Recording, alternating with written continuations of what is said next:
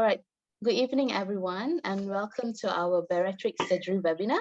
So I'm Yasmin. I'm your moderator for tonight. Okay, for tonight, organized by Penang Weight Loss and Gleneagles Hospital, Penang. So we just wanted to share with you guys, we have 4 sessions for this webinar.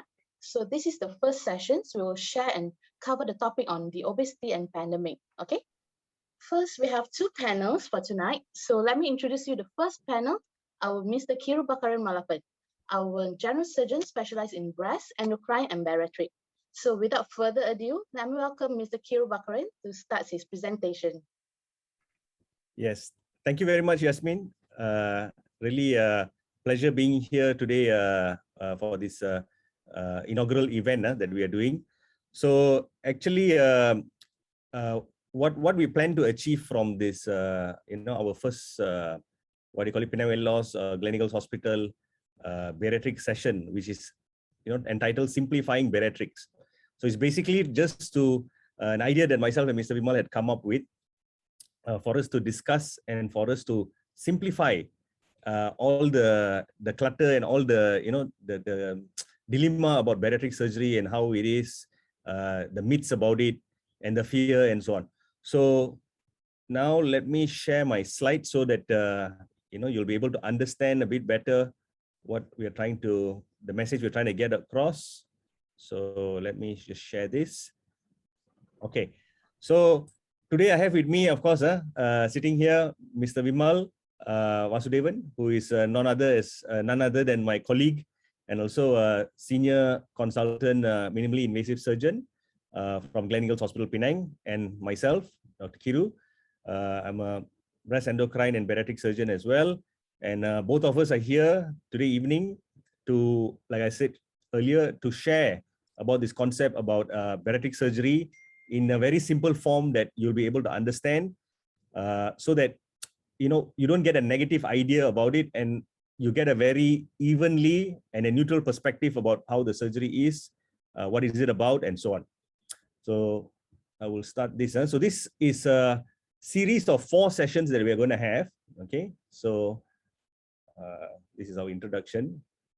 So we have this is our team that works with us in Penang Weight Loss Clinic or in Gleneagles Hospital. So the outline of the webinar, today's session is that we're going to talk about the obesity pandemic, the medical issues surrounding obesity, bariatric surgery, what it is, and how it works, the mechanism, the complications, and finally, maybe we just end it with what's the fear people have in going for surgery. This will be followed by the second episode, the second session next week, where we go deeper and about the decision-making in bariatric surgery, what you need to do, who qualifies for the surgery, what are the guidelines. So we had just come up with our guidelines in March from SELSMA, as well as the national guidelines on bariatric surgery, the benefits, the barriers, what is involved in the decision-making, how we make the decision for you, and what decisions that you have to make going for the surgery, and so on. In the third episode, that is the week after Deepavali, we'll be talking about the barriers in surgery, the safety, the fear, the complications, the cost. This is where we go much deeper about it, okay, and how we are, how to assist you in your financial status and so on, and how much is the cost of surgery and so on.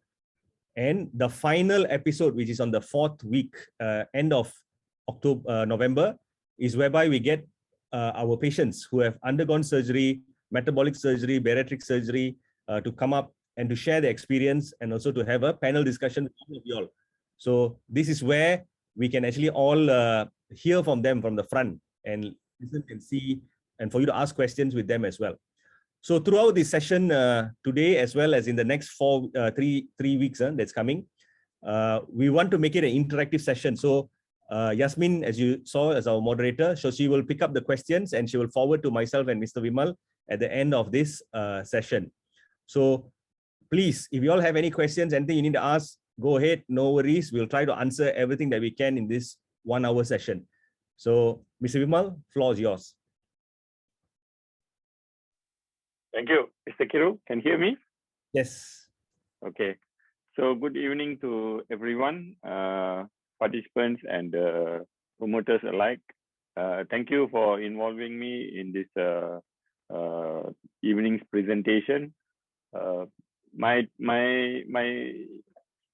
motive for sitting here is basically to reach out to people and hopefully share some information regarding this pandemic of obesity, which is affecting most countries in the world right now. Of course, everybody's mind and the thoughts are with the COVID-related pandemic, but it has been closely associated with the obesity pandemic as well. We know a lot of people have been inconvenienced by sitting at home, working from home, MCOs, economically being affected. So all this also has somehow affected obesity. People's waistlines have been increasing. Health-related events as a result of obesity has been increasing. So the first word here is, what is the global outlook on obesity? It is a pandemic we are in, okay? It is a worldwide phenomenon. I'm not talking about COVID, I'm talking about obesity. The world is definitely getting fatter. Sounds like a movie theme from the James Bond movie. Maybe the next one will be the world is getting fatter. There's a James Bond series going on now as well. Yeah. So Mr. Kiru and me will be taking you through the concepts and the misconceptions associated with obesity, hopefully in the next 45 minutes. If you look at this chart, everybody over the past few years have been getting more and more obese. Even developing countries, developed countries, underdeveloped countries, they all have problems with obesity. Okay, so how do we classify whether somebody is underweight, normal, overweight, obese, or severely obese? So we use this calculator. We calculate it by using the body mass index, okay, where you take your weight and divide it by your height squared, and you get your body mass index, okay. So if the BMI is more than 30, it is classified as obese, okay. If it is more than 35, it is classified as severely obese, okay. So what is the value of having obesity? It is a killer. It is a silent killer, which for many years was not accepted as a disease.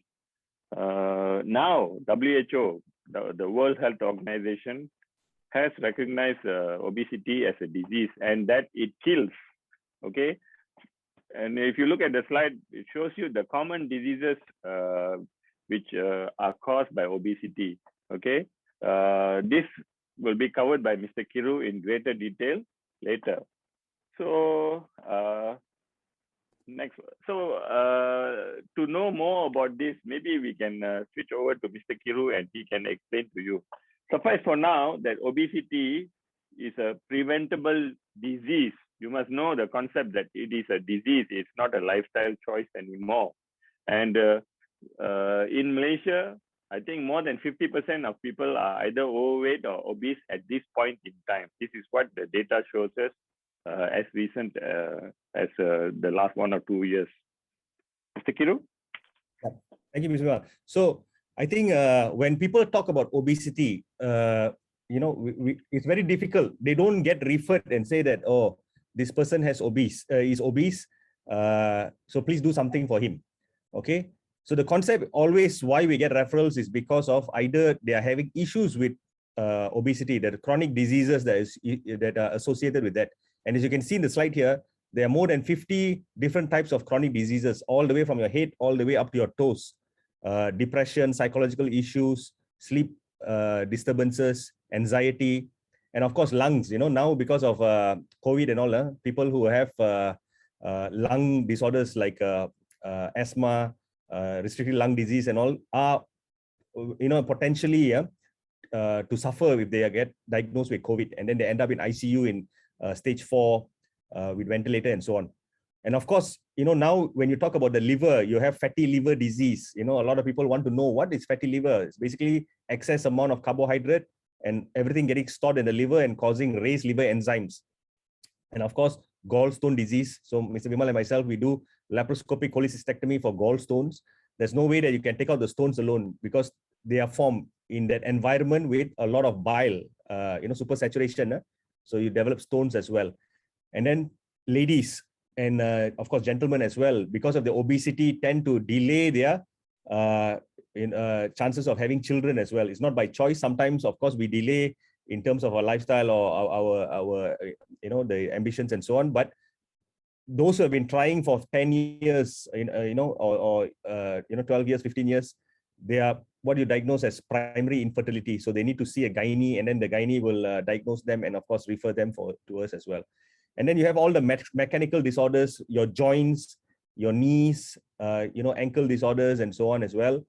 And now we're coming to the most dreaded part, your cardiovascular disease risk, which gives rise to stroke, high cholesterol levels, hypertension, heart disease. Okay, this is a silent killer, like Mr. Vimal mentioned. Anything can happen. A lot of people, suddenly are found dead as well.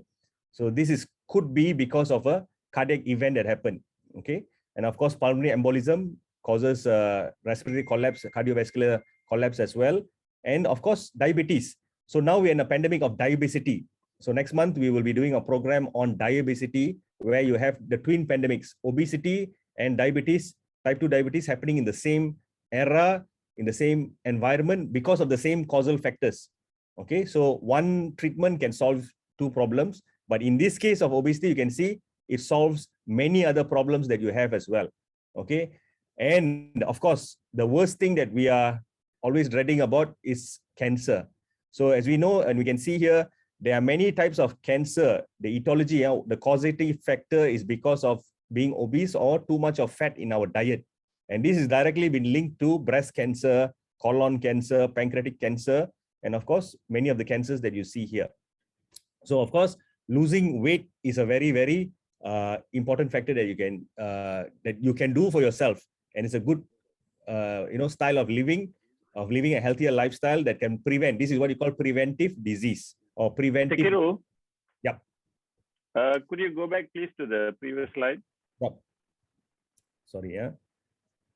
Okay. I just wanted to, on behalf of the participants, maybe clarify a few issues here. Sure. Is it true that depression and anxiety affects obesity? Does it cause obesity causes depression and anxiety, or depression and anxiety causes obesity? Yeah, it's a good point. So if you look at the patients who are actually obese, one is they don't want to be obese. We all know that. It's because of circumstances of their lifestyle that they have and of their choices. We think it's because of choices, but do you think they're eating because of that they want to eat, or is it the body itself is driving them to go and increase their calorie intake and so on? So this is a very, very important component that we are trying to find out now. And we have evidence that shows that that's why we say obesity is a disease, because there are other hormonal factors that are happening that is pushing them to raise their set point and to maintain it there. So you inevitably will try to eat to maintain your level at that point, so that is having the hunger drive. It's some sort of like a coping mechanism, you think, overeating. Yes. So it's a psychological aspect.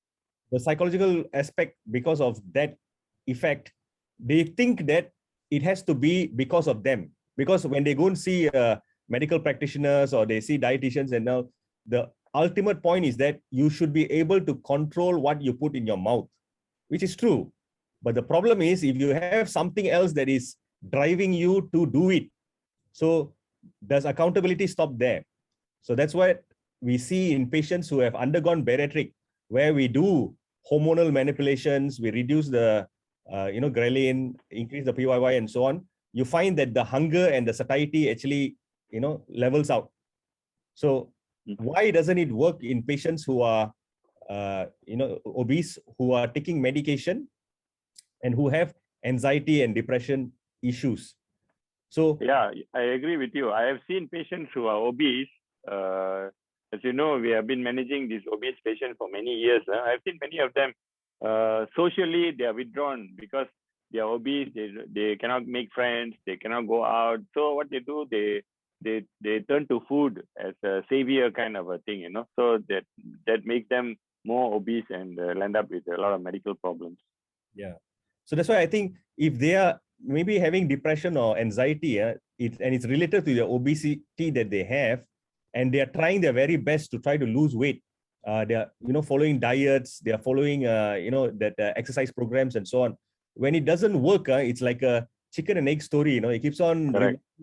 And that's where we are trying to give them a alternative solution, that if you follow up with a, proper weight management center, or you take steps proactively, try different maneuvers that are available, then maybe you will see results and you will get yourself out of depression and anxiety. So a psychologist or a psychiatrist or trained psychologist is a very important component of management of obesity, you would say? Definite. Because one of our tools in managing obesity is, of course, behavioral cognitive therapy. That is, we try to counsel the patient to try to embrace a change in their life. Because, as you said, sometimes a person who is comfortable at their comfort zone, they don't want to shift the boat. They don't want to change, because everyone around them also is encouraging them to be where they are. Don't take that step to change your lifestyle and so on. So this is where, when we find that it's getting a bit more dangerous for their health, this is where probably a psychologist can do wonders in changing their approach to this problem. Yeah, I also would like to add on, if you don't mind, regarding this non-alcoholic fatty liver disease. Yeah. It's a very common problem of the modern era. I've noticed since I've been working here, the last 10 years, every other ultrasound, not even every other, I would say about 70% of ultrasounds done will show fatty liver. I want the participants to know that non-alcoholic fatty liver disease is the most common cause of liver cancer in this country at this moment in time. Okay, so it is not a benign condition anymore. By the time you realize that it is a disease, it's probably too late. And yeah, this is how the world is going. It's no more hepatitis and alcoholic liver disease. It is non-alcoholic fatty liver disease. Would you agree with me, Mr. Kiru? Yeah, I do.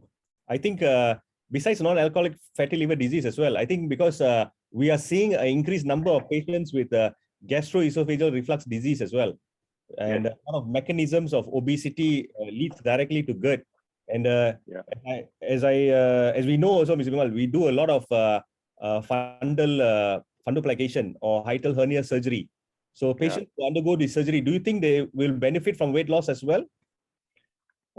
Yes, those patients who have reflux, actually 30% of my practice is managing patients with reflux. And I noticed a large percentage of them has psychological affection because of the reflux, because it results in heartburn. So generally people are middle-aged or young to middle age. When they have chest pains, typically they think they are going to die because they are getting a heart attack, So they go around and then finally they'll end up with you, and then we will care for them. So that's how Mr. Kiru and me embarked on this thing, and we do a lot of surgery to repair reflux problems. Yes. So it is a big issue. Now, what about people who are obese and have reflux problems? Your typical surgery, which we do for those who are not obese, may not be enough or suffice for a patient who is very obese, say BMI more than 35 or 37. If you do a typical wrap to prevent reflux, the surgery won't work as well if the patient is very obese. So the surgery for patients obese and reflux is an anti-obesity surgery rather than an anti-reflux surgery. Yes, good point. So there are certain surgeries that can be done together, which we will be talking later in the program today. So, Mr. Bimal, when you look at all these complications that we have in obesity and all the symptoms that patient can present, in the current pandemic that we are coming out of, because they just opened up the borders a few weeks, I think last week. Do you think that this past 1.5 years, we will see actually an increasing level of obesity, or do you feel that confined at home, people will be eating healthier, they'll be working out at home, taking care of their meals and so on. What's your opinion? Okay, I will go back to the very beginning of this pandemic, where we all were busy. We thought that the disease was somewhere in China, will never come to us. Forget about going to Europe and the US, right? Suddenly it affected us and brought us to our knees. It brought everybody to their knees. The economic sector, the health sector, everybody had to learn to adapt. Now, we all thought diseases will reduce, but in fact it didn't. What happened was the lockdowns were general everywhere in the world. There was lockdown. Okay, we will talk more about Malaysia. The lockdown went on from March to July, August, September. You know, everybody was sitting at home. Very few people, essential services, were allowed to work. So, so most people, what they were doing, they were learning to cook, learning to eat, new dishes. You know, so everybody was cooking and eating, and waistlines were getting bigger. And diseases were actually become, you can say, diseases were kept in the oven, and they were like cooking. You know, the moment the gates were open, the first MCO was closed. The patients start coming back. We noticed this, right? A lot of obesity-related complications in terms of diabetes, coronary heart attacks, strokes, sleep apnea. All these complications of obesity started coming in. Luckily, due to much awareness of obesity and the complications, our patient load in terms of obesity started going up, because patients are a bit more aware that this is what is the underlying cause of all these problems. So COVID has actually worsened the pandemic of obesity, and it has this recognized risk factor that if you are obese and you get COVID, your risk of developing fatal category 4 or 5 disease is very high. So it became an independent risk factor. So that is how obesity and COVID is linked. Now, we have not come out of COVID, not by any stretch of the imagination. We are very much in it still. Just that economically, countries are going onto their knees. You know, they are suffering. People are suffering. So there is no choice but to open up the economy. They have to allow. Vaccinations have come in and probably saved people to a certain degree only. Okay. Now, only time will tell how long these vaccines will work, whether there will be another resurgence, whether there will be another lockdown. We have not gone away from this pandemic. Okay. So this is like 2 pandemics linked into one. It's what you call a cocktail for disaster. Yeah. Yes. Okay. So coming to the reasons of why someone should want to lose weight. Okay. Because this is one aspect we showed, we shared as now all the complications, all the problems that are associated with it. So now let's just say, we know that from all the guidelines, all the medical evidence that we have, even a small modest amount of 5 to 10% weight loss improves your diabetes, your cardiovascular, heart disease risk factors, your cholesterol levels, your BP, and of course your sugar levels as well. So maybe, Mr. Vimal, you can take us through the options for weight loss, and maybe you can concentrate more about the non-surgical options. Okay, thank you. Now, when you look at weight loss, most people, to their level of knowledge, what they will do, they will modify their lifestyle. They stop eating late night, snacking, the more obvious reasons lah. Okay, and some will resort to dieting. So some will skip meals. Some will go into more stringent measures like intermittent fasting, keto diet, the Atkins diet. There are thousands of diets available online. So people do that. So these things can result in some amount of weight loss.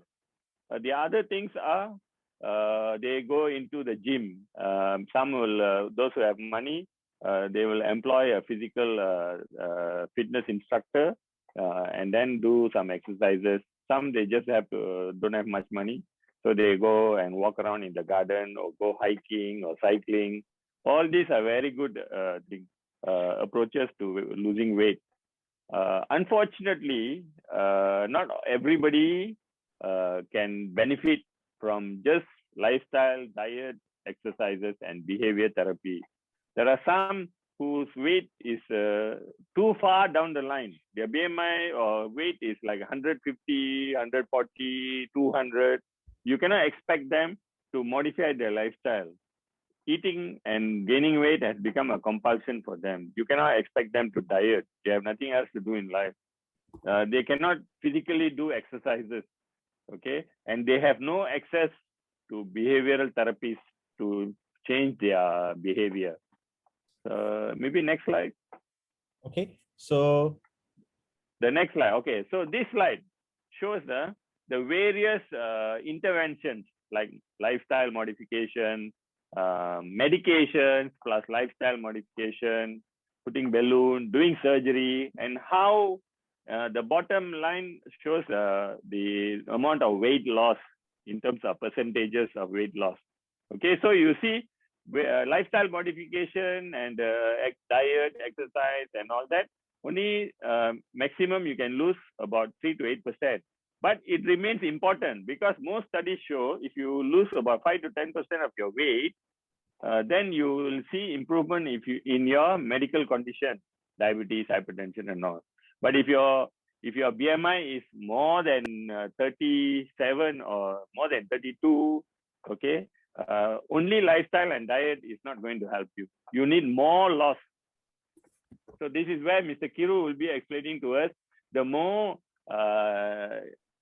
invasive interventions which can result in more weight loss. Yeah. So before that, Mr. Vimal, so I think the final part, of course, medication, drugs, most of us quite know about it, and probably we can take it another event, another session. Of course, the surgical option is what we call as invasive, like Mr. Vimal said. We are quite excited also because we have a non-surgical option, which of course is the ellipse gastric balloon, like Mr. Vimal has shown. The percentage of weight loss is about 12 to 15%, but you do not need surgical intervention for you to actually do it. You know, it's just a capsule. You swallow it in our fluoroscopy or our X-ray department, and then the balloon gets filled up, and it's a day procedure. You can go back home after that. But as you can see here, after 4 months, the balloon will fill up in your stomach, and then it passes out naturally in your stools. Okay, so that's a short part about the balloon. Now, bariatrics, people get the conception that when we talk about bariatrics, it's straight about surgery, only surgery. But actually what it means is actually the study, the medical part of it, and the treatment in the research in obesity and so on. So like you have pediatrics. So pediatric surgery is the treatment, surgical option for in treatment of pediatric related diseases which require surgery. So same thing here. Bariatric surgery is the surgical part of bariatrics. Okay. So we know that it's the most, the best form of weight reduction. By reducing weight, you improve all the medical conditions that we had listed about earlier. So many of you all would have heard about diabetes surgery or what we call as metabolic surgery. So this surgery is also by losing weight, but the main primary aim, like I told you, diabesity. You have one intervention, you improve your diabetes, you also reduce your weight, your health becomes better. So this is what we call about metabolic surgery. Now, you can do metabolic surgery for lower BMI as well, which we will take it up again in the following session about the indications of going for surgery, who needs surgery, and so on. So, Ms. Vimal, you see this graph here. It shows about all the surgical trends that has happened in the last 10 years. So, I remember in Taipei, you had started in 2007, one of the earliest centers in Malaysia to do bariatric surgery. So, what have you seen in this last 15 odd years from that time to now, and what's your take on where are we going? Thank you. Yeah, it's right. I started this weight loss clinic and managing obesity in around 2006, 2007 in a small hospital, district hospital in Taipei. We had a small team, and we used to see patients with obesity, offer them diet, lifestyle, physiotherapy, these kind of things. And then slowly we progress on in the next 1 to 2 years to identifying patients, training the system, staff to manage post-op patients. And then we used to bring in expert surgeons from around the world to help us to do the surgeries. So eventually, in a year or two after that, we started performing surgeries on our own. So in our initial experience, most of the time, why surgery became popular during that time? Because this was the era of minimally invasive surgery, where we were doing keyhole surgery. If we look back, many years ago, more than 40, 50 years ago, the surgeries were already in place. When I went to medical college, in the books, surgical books, there were chapters on bariatric surgery. But those are chapters we don't read. No need to read because it never comes in the exams. But with the advent of, why? Because obese patients, it's not easy to operate. You have to make big incisions, and after surgery, they have a lot of problems, complications. So the surgeries fell out of favor. But with keyhole surgery, we could do these surgeries with very, very minimum complications and maximum benefit in terms of scar, wound, hospital stay, complications, all benefited the patient. So a lot of people started doing the surgeries which were forgotten or unpopular because of openness, So this is how it caught up. And some important milestone was this procedure called sleeve gastrectomy. When this was introduced, it made surgery for bariatric look very easy. So plenty of surgeons wanted to do. So suddenly, many people were doing, and plenty of sleeve gastrectomies were being done. But eventually we realized after a few years, patients gain weight. So it's not like we know one surgery and we do it for every patient. It should not be like that. We must know all types of bariatric surgery, and we tailor to the patient's need. What this patient needs. Oh, this patient needs a sleeve. This patient needs a bypass. This patient needs a band. So this is how we tailor. Each patient is treated on an individual merit, and a decision made collectively as to what procedure will benefit the patient.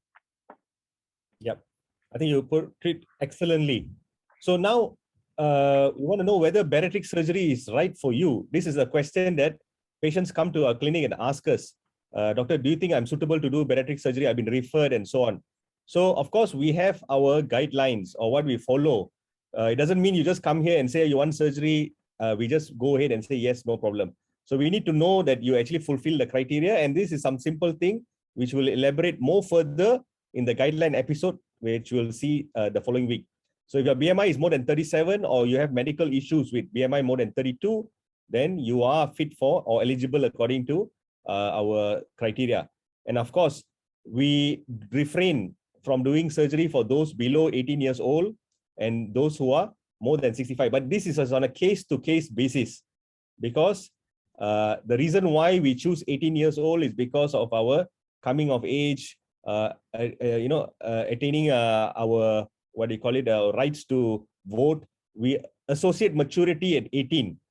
Okay, so probably that's the reason why we do not encourage doing bariatric surgery for adolescents. But then again, there are some genetic causes like Prader-Willi syndrome and certain conditions where myself and Mr. Vimal have operated even in adolescents, teenagers, where we do it in a multidisciplinary approach with the pediatricians, physicians, getting the parents on board, psychologists, and then you work them up well and you proceed.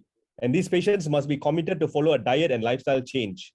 Mr. Vimal, what's your opinion on the age factor? I remember when we were drawing up the guidelines for Malaysia, we followed what was universally done around the region as well as in Asia Pacific and of course the world. But we are seeing more and more elderly patients who are fit, and you are doing quite a number of colorectal surgery as well as other general surgical procedures in elderly patients. So do you think there is a chance that the age limit will be raised? Okay, so thank you for the question. Now, I'm a general surgeon, so my practice entails doing all kinds of surgeries So one of it is cancer. The other one is bariatric surgery. From time to time I perform. Not as many as you, but I do perform. Now, a lot of my patients with cancers, sometimes they are 80, 85, 90 even. Okay. So in those years, those days, we were told these ages are a no-no for surgery because they're too old. But if you see a lot of my patients coming to the clinic, a lot of them are 70 and above, and they all do very well after surgery. Some in fact go home earlier than the young patients. So somehow genetically their bodies are conditioned to withhold a lot of stress. So they're quite okay. But those are cancer surgeries and must do, correct? Yeah. Now, when you're looking at bariatric surgery, why are the guidelines important? Yeah. Guidelines are guidelines. So less than 18, more than 65, we will say, don't do, try not to do, or do it under a study or in a university setting or a trial setting or in high center which is doing a high number of these surgeries. Why is it important? Now, if you are less than 18, you are not at the age where you can decide whether you want to undergo the surgery. It's just sometimes parental pressure or peer pressure. Okay, you want the person making the decision to decide at the age where they can legally decide to undergo the surgery, know all the risks involved, all the benefits involved. But the borderline ages, 16, 17, 18. Now, if the if the pediatrician send a patient to you and say, we have tried everything, it is imperative that this boy or girl needs to lose weight. Otherwise, they will not see their ages of 20 and above. Now, you cannot stick the guideline to your chest and say that I will not do this. So that is not right, isn't it? So Yeah. the first rule of being a physician is do no harm. So by refusing to do to care for the patient, also is doing harm. So from time to time, but you cannot advise everybody to do this. It has to be a high volume center, people with experience doing a lot of bariatric cases. They only should be doing this kind of patients, the very old ones and the very young ones. Yes. Okay. Thank you, Mr. Kamal. I think that elucidated it very clearly. So now let's go to the type of surgeries that is available. So we have a question from NASO is asking what's the difference between sleeve and bypass. So maybe we'll talk about the sleeve here. So sleeve gastrectomy is like we saw in the graph, is a very popular surgical procedure. Why? Because as you can see in the picture on the left-hand side here, you just use a titanium stapler, the staplers that we use. They have 3 rows on either end, and laparoscopically, keyhole, that's the important part. You put in a camera through what you call as a port, a hole with a trocar, and then you put a camera inside. Then you have a look at inside the abdomen and look at the liver, look at the position of the small bowel, stomach, and everything. So this surgery is very popular because it only involves the stomach. You use the stapler and you fire it or cut along the stomach as a longitudinal axis, up and down, and you remove at least about 70% of the stomach. Okay, so we use something called a calibration tube. It's a tube that you put in through the mouth, goes through the esophagus, and it comes into this portion here in blue. So we know we do not cut too little, too narrow until it forms a narrowing called a stricture. Then you cannot swallow, you cannot eat. So majority of people after the initial phase of surgery, this area will be very tight. You know why? Because it tends to expand because of post-surgery. If you undergo surgery for your leg, your knee, your hand, it will swell. This is what you call edema, post-operative change, which will happen for a while. And then after a few days to a week, then it will settle down. Then you find that you'll be able to take more. Now, as you can see here, when we cut the stomach with the stapler, we have a proper alignment. Okay, so this is where it's very important. You cannot take too much, you cannot take too little. If you leave too much of stomach, this is what Mr. Vimal said, that there is a chance of weight regain. Okay, so this weight regain will result in your weight coming down over a year, you lose weight to maybe about from 120 to about 80 kilos or 75. But what happens is because of the God's gift, collagen tissue, they tend to expand or they tend to dilate. Okay. So you tend to put on again, but never to your original level. You can't go back to 120, but you can put on maybe another 5%, sometimes even 10% if you're not careful. So that's why we have this, situation where we have to assess you first, whether you're suitable for sleeve gastrectomy or we need to do bypass.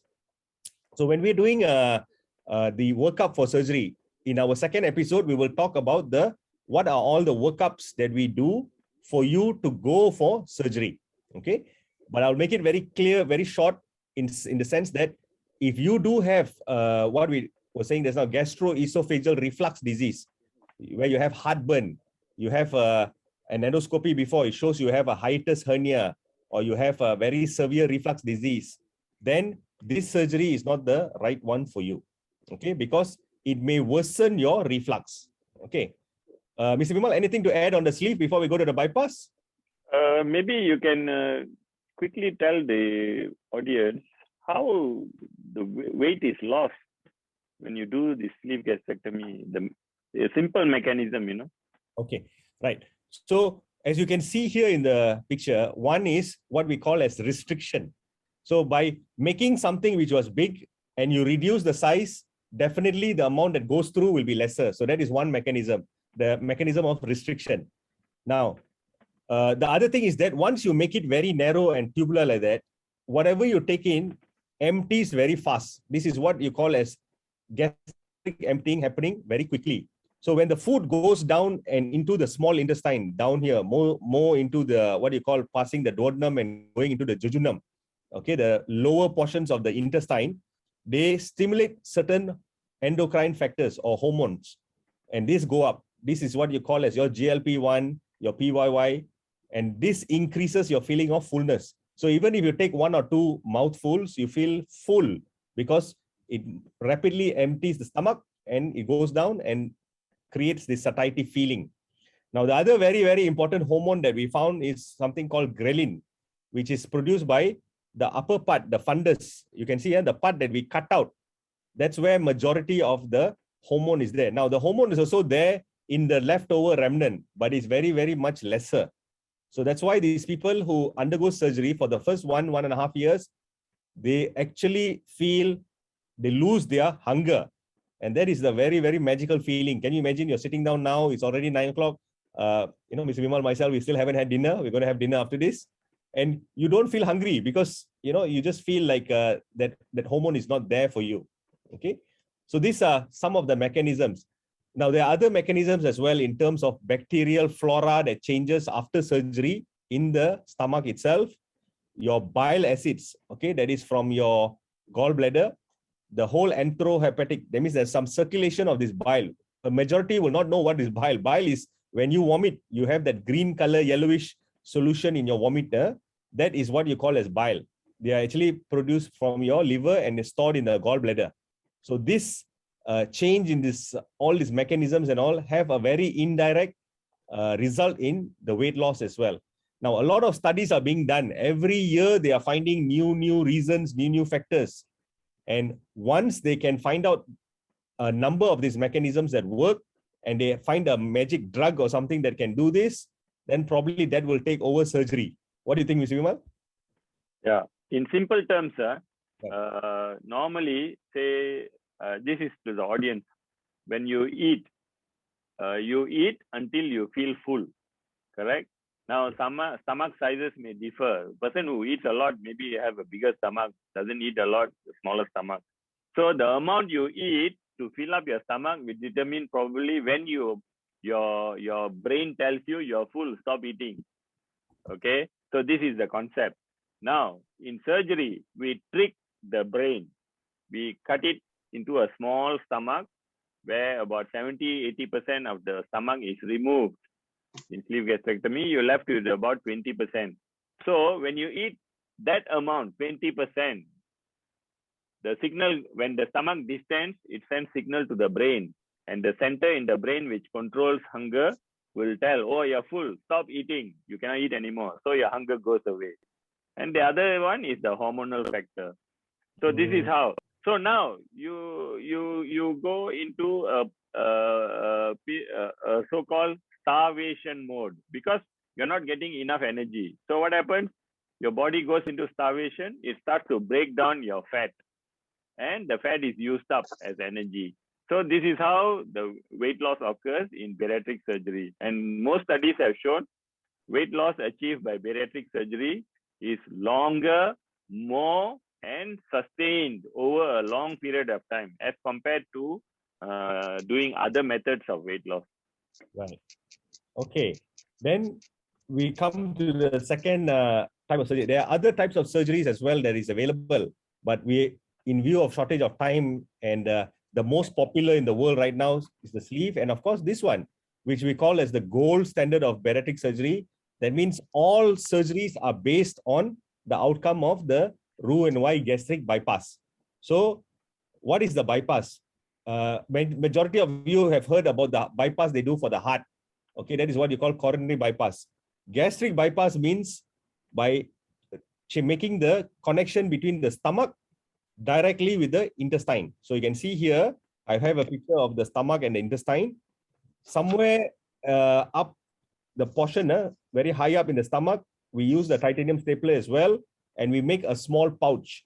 Okay, now the small bag or the small pouch here, you can see here in the picture in the right-hand side here, that pouch is measuring about 25 to 30 cc only. Okay, but in this surgery, we do not remove the stomach. It is still there. It is just bypassed. So we go down somewhere about 100 centimeters of the small bowel. We will cut it in two, and we will bring the end portion and bring it up and join it to the stomach, like you can see here. And below the stomach portion, the intestine portion, we will join it back together. So it looks like a Y. You can see down here in the picture, it looks like a Y. And whatever you eat will go through the stomach, come down, goes into the intestine. Whatever gastric juice that is still there, your bile juice, your pancreatic juice and everything will come down, and they will join further down. And this is where digestion takes place. So that's why the mechanism here is much, much more stronger. You have restriction one. You have a lot of other hormonal effects as well because of the fast emptying of the food that goes down to the intestine. And you have other factors as well because of the bile acids, because of the changes in your blood sugar and so on. So the interesting part about here is that when you bypass the pancreas is situated here at the duodenum. You can see the picture here. So when we bypass here, you find that these patients, their sugar levels come down. Okay, so if you're a diabetic, there is a very high chance that you will undergo remission. It's not called cure. It's called remission because your sugar will go back to the normal value. Maybe for another 10 years, 20 years, we don't know, because it catches up with you as you grow older. Okay, so diabetes is a disease of the 50s, 60s, in the elderly age. But nowadays it's coming earlier because of what we call insulin resistance. So a lot of us need medication to take, or even insulin to push up or to bring down your blood sugar level. Mr. Bima, anything about the bypass? No, I think you are the expert at it. You covered it very well. Thank you. Okay. So now let's talk about the benefit of bariatric surgery. Just now we talked about the procedures. We talked a bit about the procedure itself and the resolution of all the comorbidities, Mr. Kamal. Maybe anything you want to say here? Okay. Yes. Now we have done surgery. We have done surgery safely, and the patient has gone home on the first or second day, and then time for all the benefits. Now, most studies have shown the quality of life, which is shown right at the bottom there. It is very much improved in 95% of patients, which means that whatever reason patient went for, most of it is served. Most of the time, as far as I know, patients, mostly they want to lose weight, they want to look good, they want to fit into their old clothes, be positive, go for parties and all those things, whatever reason which caused them to be socially distracted. Okay, so this is their primary aim. But as a clinician, we know that this is not the only aim for us. We are looking at all the factors which have been affected, okay, previously, and see whether those factors are improving or not. Suppose you had infertility. We want to see whether after the surgery and you have lost weight, you have become fertile. Many of our patients have gone on to become fathers or mothers. So those are success stories. Very good. Many patients have resolution, or where a condition where they don't need to take medication for diabetes and hypertension anymore. So from people who have been taking 2 or 3 types of medication for diabetes and hypertension, suddenly a few months after the surgery, they are no more taking medication. Okay, and most studies have shown that up to 5 to 10 years, the effect of the surgery can last if it is a bypass. Okay, people who had joint problem, a lot of times patients referred to us by orthopedic surgeon. Patients are obese and their knee or hip joint needs to be replaced. But the really good orthopedic surgeons, they know if they change the joints of people who are very obese, the success of their surgery won't be good and won't last long. Okay, then the surgery will become complicated. So what they do, they do the right thing. They refer the patient to Mr. Kiru or me and advise them to lose weight. So if they cannot lose weight in the usual manner, due to extreme obesity, we suggest surgery. And a lot of times, when they'll start losing weight, the joint pains and all the joint degeneration, the pain related to that improves. And some of our patients have gone on not to need change of the joints. Okay, so these are all the good successes. Now, if you have had trouble by reflux, heartburn for years, okay, when we do bypass, your reflux is cured almost immediately after surgery. You don't need to take medications. You don't need to have the problems of chest pains and all that. Okay, so there are many benefits. Fatty liver disease getting resolved. Okay, improved cholesterol and all that. So in short, even your mortality, if you undergone these surgeries, many studies have shown that the risk of you dying reduces for at least 5 to 10 years. So it means you get an average lifespan of extra 5 to 10 years as compared to if you're obese. So these are the benefits. I think next slide, please. Yeah. Yeah. So of course, all the good things, if everything good only happens in one's life, then we don't believe it too much, right? So all good things should come with a pinch of salt. So this is a pinch of salt. So talking about complications of bariatric surgery will be Mr. Kiru. Yeah. Thanks, Mr. Mal. So when you talk about complications, we have something called early and late. Early means what we always say within the first 1 week, the first 1 month. And late complications can happen anytime after 1 year, even up to 2 years and so on. So the most dreaded thing, people are always afraid about leaks, okay? Anastomotic leak. That means there's a joint there or the sleeve tube that you make, whether it will leak. So the complication rate is about 1 to 3%. Deep vein thrombosis or blood clots that happens after surgery, about less than 1%. And wound infection, bleeding. You know, any surgery that you go for, always there's a chance of bleeding and so on. Lung infection and so on.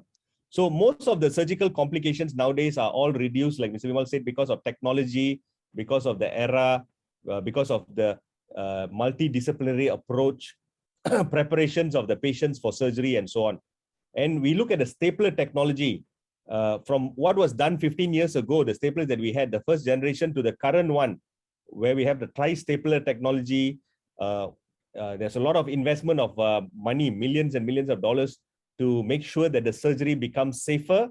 And we are able to do at more complex areas, like very down in your, the pelvis, for us to do even lower and lower joints, or what you call as anastomosis.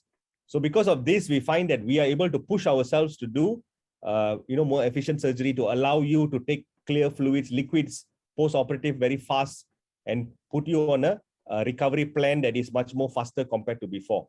Okay. So again, I would like to say complications are there. We cannot run away from them. Okay. But it's how we deal with them. And that's where I think we have to have a very good team. So myself and Mr. Vimal, we have a very good protocol in place where we follow up. You know, we look out for conditions after surgery. We have follow-ups after surgery to make sure that, you know, you don't fall in this, you know, in any dreaded complication and so on. And touch wood, so far we have very good results because of the attention to detail that we put in taking care of patients who are going for bariatric surgery. So it's not like you just come here, make a phone call, we cut and then let you go. No, you have to undergo the whole procedure, the whole protocol, the long journey. We are there with you and you have to make sure that you are there with us as well. Mr. Vimal, anything on your side?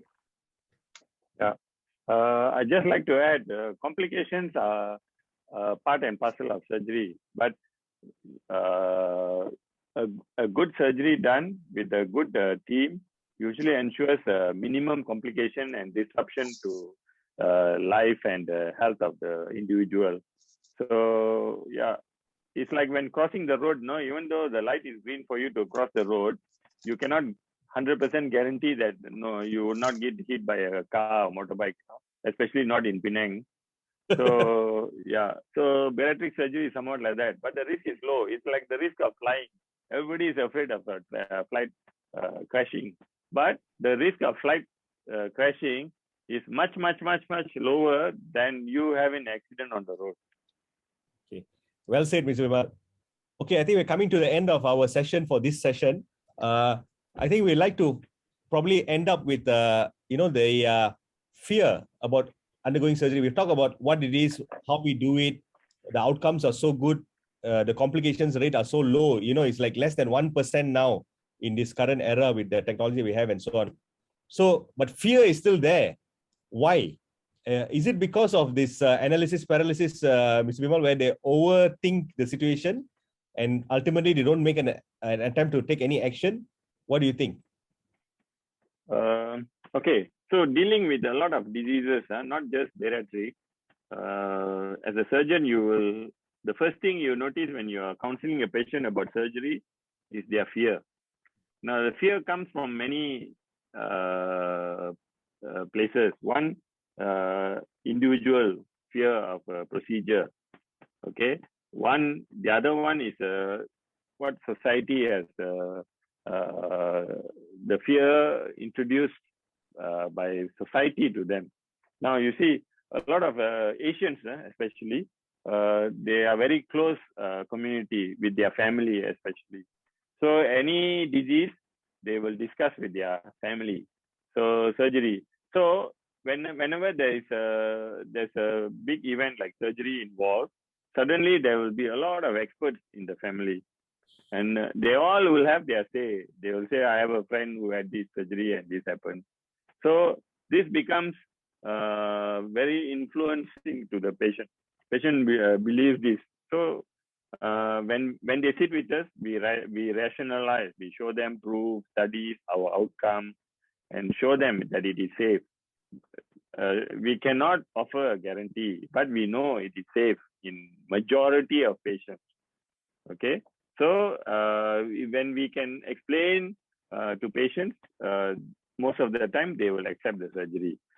My experience with patients, after surgery, when they recover, they all feel that the fear was unjustified. Yeah. You know, they said it was quite easy to go through the surgery, yeah? But the fear, why? Because they have watched too many movies, they have had too many people telling them, you know, your surgery, you know, this kind of thing. Exactly like the picture you're showing there. When I see that picture, I see all the family members telling the guy, poor guy, please don't go for surgery. Like, you know, just do exercises. Your 200 kilos, you will become 50 kilos in 6 months. You know. Yeah. So this is what it is. So over rationalizing, overthinking, and very bad advice. That's what I think is the cause. It's the stigma. Very true. Like obesity stigma itself by itself is a stigma as well. And you're rightly said as well. I think that's what I also see when some of them will tell, you know, my mother doesn't allow, or, you know, my I discussed with my family, and they told me that, you know, it's too risky and so on.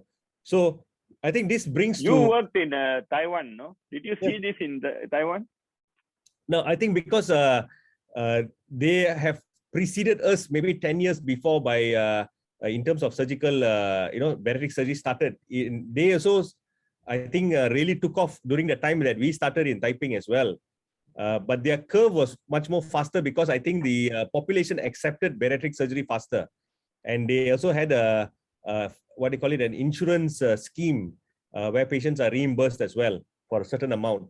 So I think all these factors also made it more acceptable. And I think because of the media, patients' trust and so on, made it, you know, much more acceptable faster. So they know what they are coming in for. Some of them will come and say that, "Doctor, I want sleeve," you know, or something like that. So education plays a big role to get rid of this fear, wouldn't you say? Definite. And we hope so that this is exactly what we are doing here, right? Yeah, just about to say that. I think that's the best thing that we can do. Keep talking about it. For those who feel afraid, it becomes part of the conversation. Yes, and they can actually ask us directly and talk to us. So I think that's where you know, we overcome the fear.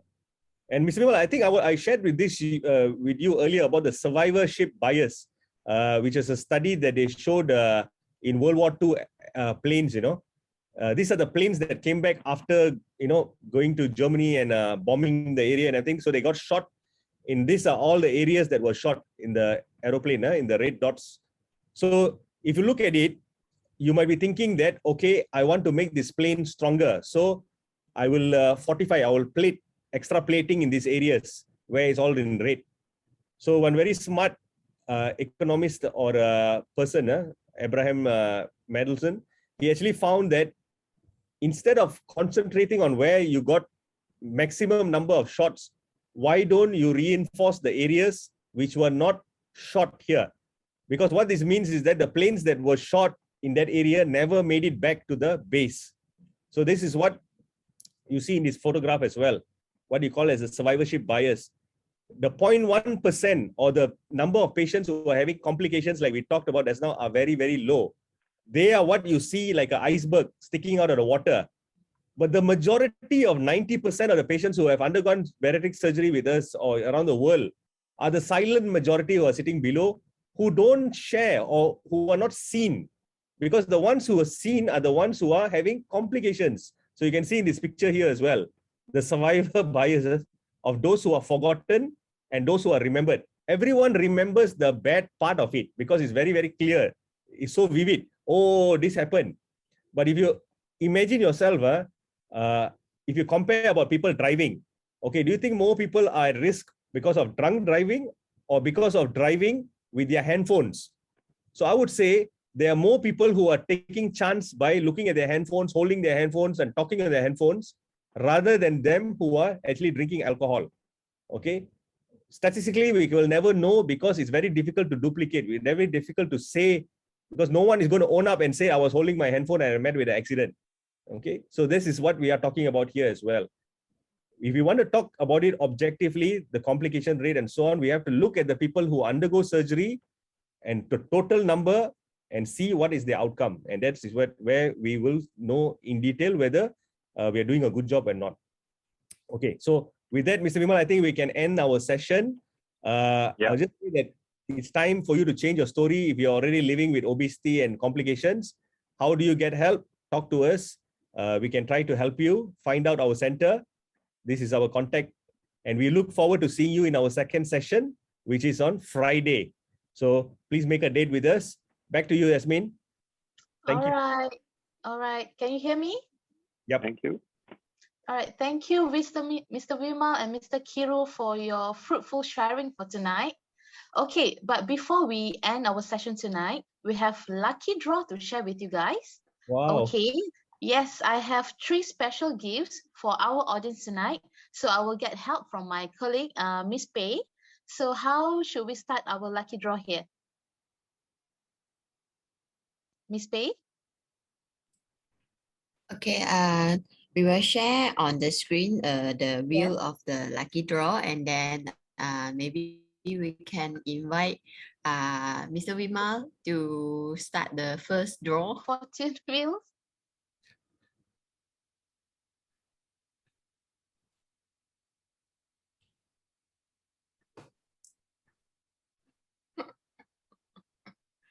So who will be the lucky one? Yes, who will be the lucky one to receive a mystery gift from Penang Weight Loss Clinic team?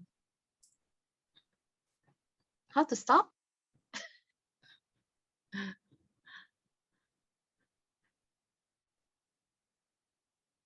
Okay, Mr. Vimal. Can we stop? Stop. All right, the lucky winner is Lo. Low. Okay. Okay, yes. So Lo, Miss Pei will contact you after our webinar, okay? So next, can we go for our second winner? Maybe Mr. Kiru can spin. Okay, let's spin. From the lucky draw. Yes, sir. Okay. 1, 2, 3, stop. Wow, congrats to Aspa. Wow, All right. congrats, Miss Espa. Yeah. Thank you, So, thank you. So we so look Miss forward Pei to seeing will you and share the gift later. All right, Pei, can we go for the last one? Yes, yes, sure.